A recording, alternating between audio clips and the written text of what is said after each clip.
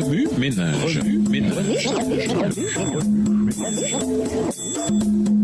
Bienvenue dans votre émission Remue ménage. Nous voilà au vendredi 5 février. Ne craignez pas les ténèbres, faites confiance à Jésus. Lisons 1 Corinthiens 15, le verset 57. 1 Corinthiens 15, verset 57. Mais grâce soit rendue à Dieu, qui nous donne la victoire par notre Seigneur Jésus-Christ. Pour conclure, mais loué soit Dieu qui nous donne la victoire par notre Seigneur Jésus-Christ. 1 Corinthiens 15, le verset 57. Ne nous arrive-t-il pas souvent d'essayer de retrouver nous-mêmes notre chemin quand nous sommes perdus? Luc 19, le verset 10. Nous tentons de nous frayer un chemin à travers les ténèbres spirituelles. Romains 7, le verset 15. Et allons même jusqu'à nous appuyer sur notre propre sagesse. Mais chaque fois, la Bible nous rappelle que l'homme ne vivra pas de pain seulement, mais de toute parole que Dieu prononce. Deutéronome 8, verset 3.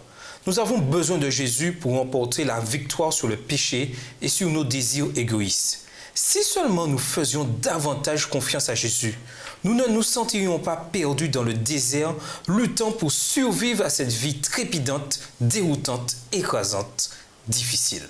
Qu'offre aux idées? Présentez un sketch ou un pantomime parlant des fardeaux que nous portons seuls. Souvenez-vous que Dieu veut les porter pour nous, parce qu'il a déjà remporté la victoire.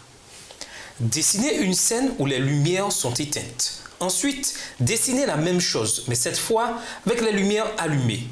Réfléchissez au fait que nous voyons infiniment mieux la réalité lorsque nous vivons à la lumière de Jésus plutôt que dans les ténèbres spirituelles.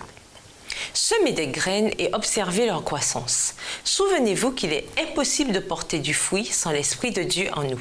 Dans un parc à proximité, faites une partie de géocoaching avec des amis.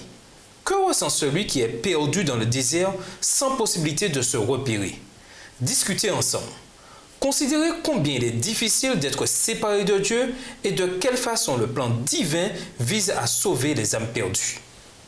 Écrivez dans votre journal les distractions qui représentent une véritable tentation pour vous. Considérez la citation de la journée de lundi.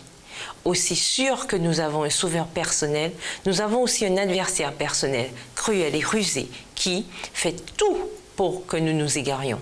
Pour aller plus loin, nous vous invitons à lire Matthieu 4, les versets 1 à 4. Ainsi que dans le livre Sons and Daughters of God, Fils et filles de Dieu, le chapitre To Resist Temptation, pour résister à la tentation, à la page 79, écrit par Ellen G. White. Nous vous invitons à lire le livre de Carol J. Shomek, les pages 1 à 11, le livre Sanctuary Secret to Personal Prayer, secret pour la prière personnelle.